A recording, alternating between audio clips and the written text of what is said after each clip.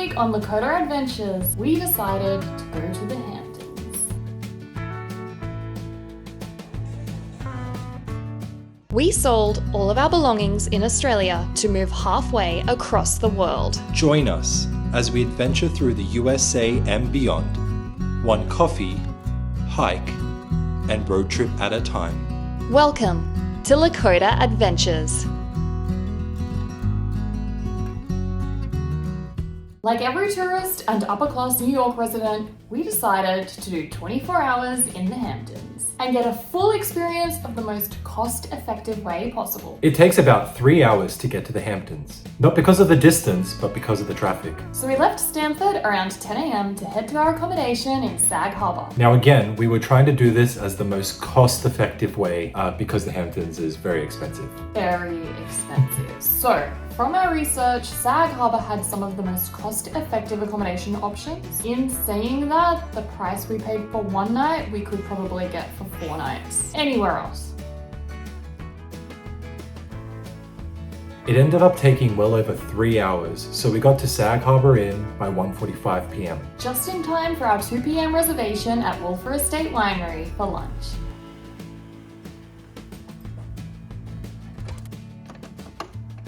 Now, if you haven't heard of Wölffer Estate before, it is a family-owned vineyard and a sustainable vineyard right in the middle of the Hamptons. The vineyard itself is in a town called Sag Harbor.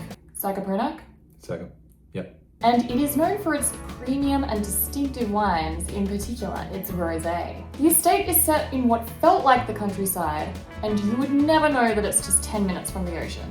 It was Sunday and it was packed, so good thing that we had a reservation. Reservations are a must.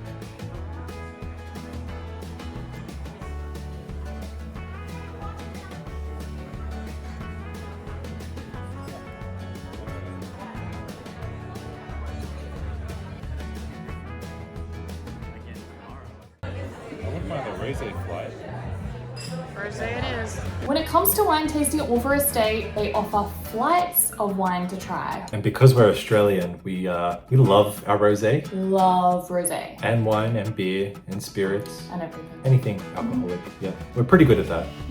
The estate rosé and the summer in a bottle rosé were our 2 crowd favorites, so we tasted them and then maybe got a bottle or 2 of them.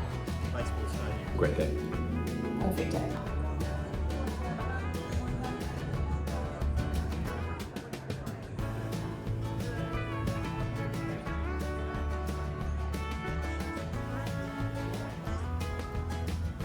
Oh, and we didn't leave empty-handed. That we did.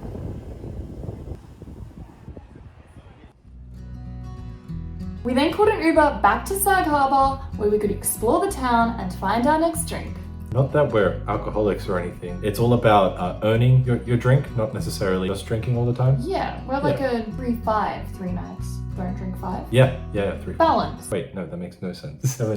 Seven nights in a week, but I love you still. Math. Town was very cute. Like, everything looked like straight out of a fairy tale. The storefronts were all perfect, the flowers. There were just 3 things that we started to learn about Sag Harbor. Number 1, if you don't have a reservation, you may not eat. Number 2, if you're a man wearing shorts, even though it is a coastal town, you won't be let in anywhere. And number 3, there isn't nearly enough places to grab a drink on a Sunday afternoon. After walking for about an hour and being rejected at least 3 times for either not having pants or not having a reservation anywhere, we found a little gem by the name of Kid Squid. Kid Squid, the worst name of a place, but it was good. Kid Squid is a garden nursery / bar found at the back of a car park in town at Sag Harbor that may not seem like much, but didn't have a line at the bar, didn't require a reservation, allowed you to wear shorts, and served Wölffer Estate cider by the bottle. I would like to thank Kid Squid for saving the day because we were not able to get any drinks anywhere. Thanks, Kid Squid. Thank you. We then tried our luck for a table at the Sag Harbor Pizza restaurant on the main street. and had what is to date maybe the best pizza we've had so far in America. Clickbait, maybe? Maybe it was. It was very good. It was it's so my good. it's my favorite. We ordered the clam pizza, the mushroom pizza, and the pepperoni pizza. And honestly, there was not a bad flavor. Other than the fact that Dan was complaining about the clams having shells on the pizza. It made it very difficult. Yeah, the pizza should just be ready to go. The weather the next day was perfect and way nicer for the beach hopping day that we had planned. We only had 6 hours to fit in as much as possible. The fact that we've crammed this much in 24 hours is pretty impressive. The only thing that was stopping us for staying longer was 1, money, and 2, we had to pick up LaKoDa from the resort. Yeah, we didn't want to leave the little guy there any longer, even though he has a chandelier and a pet bed, private room, and a Flat screen TV. Yeah, he's living it up. Maybe we should go stay with LaKoDa. Yeah. We had a quick breakfast that morning, checked out, and set off to our first stop of the day, Montauk.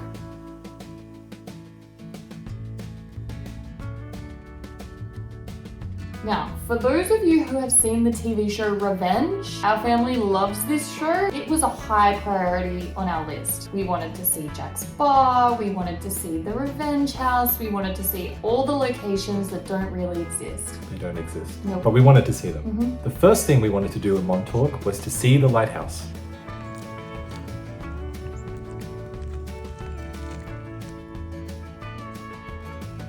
Commissioned by George Washington in 1792 and completed by 1796. Impressive. Very impressive, 4 years. The Montauk Point Lighthouse is one of Montauk's most iconic landmarks.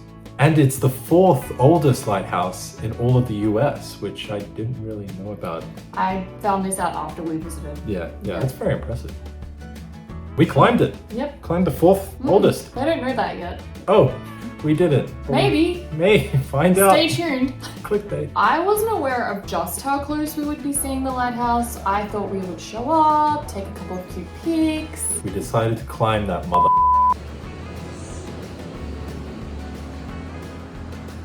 And I have a fear of heights, which is very ironic for a tall person. But...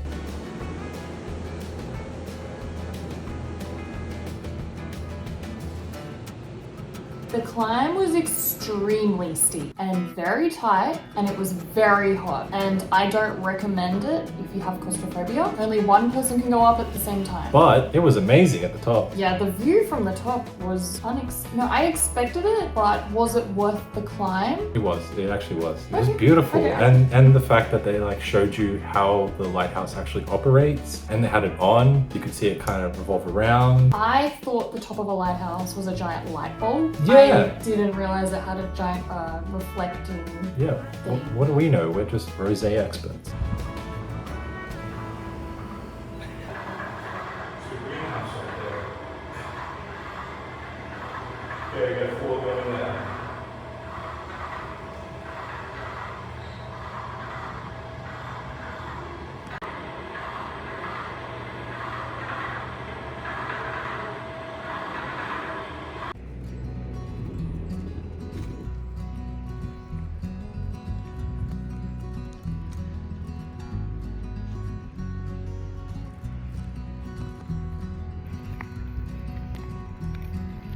After our impressive lighthouse expedition, we stopped off at Montauk Harbor to see if Jack's bar really did exist. It doesn't exist. It's a made up. Oh.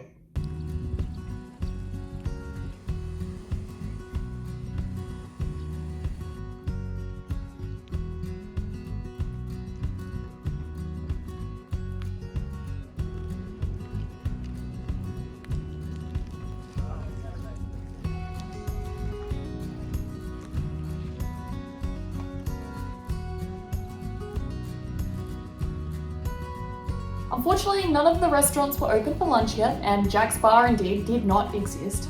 So we moved on. Next stop, Montauk Beach. Well, it was lunchtime, so we went to a place called Hampton Coffee, which was breakfast burritos, salmon bagels, and coffee that was average but did the job.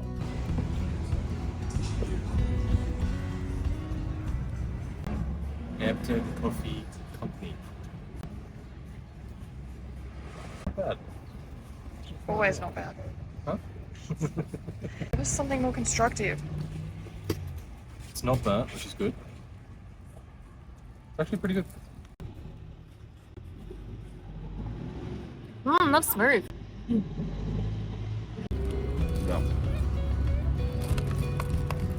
Also, ciao.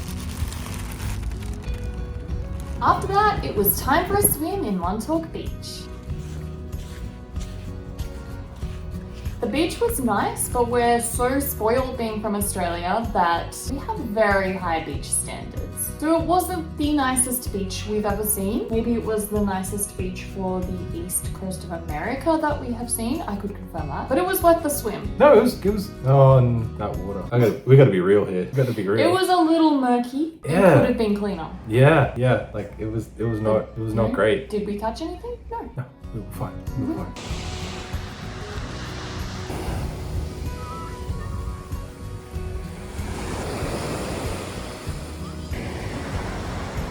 By the way, I originally thought the Hamptons was one place, but apparently it's plural for a reason. There's West Hamptons, South Hamptons, North Hamptons, East Hampton, Sag Harbor, Montauk Harbour. The list goes on and on. So much to see in such little time. Now we know why it's plural. 24 hours to see plural Hamptons. So with this in mind, keeping to our extremely tight schedule, we jumped off to our next destination, East Hampton. East Hamptons was extremely upmarket, and you could tell by the stores there. Think high-end stores with a coastal twist. Even the Rolex store looked like a beach shack.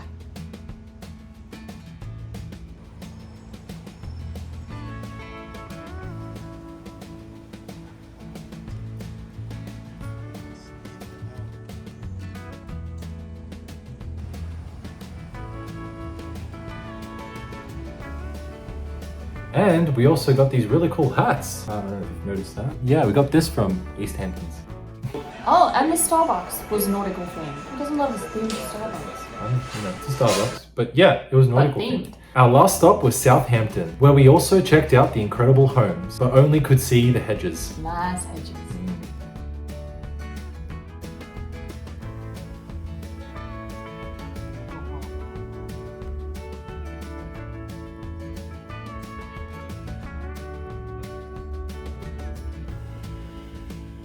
And then we went to the very exclusive Cryder's Beach. Which had a very offensive porta potty situation, but hey, gotta go, you gotta go. Will I ever be the same again?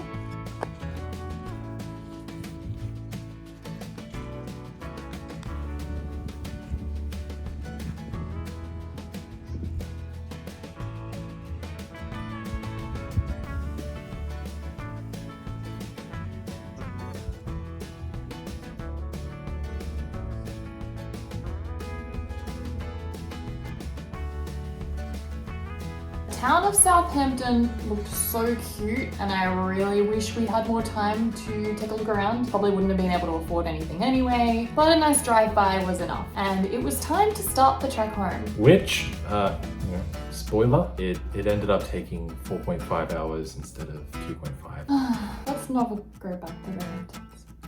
So that was 24 hours in the Hamptons, plural. It reminded me of like a rich ghetto. Hold on. Because it felt like the place where all rich people would take their kids. You weren't really escaping, children running everywhere. It wasn't that peaceful.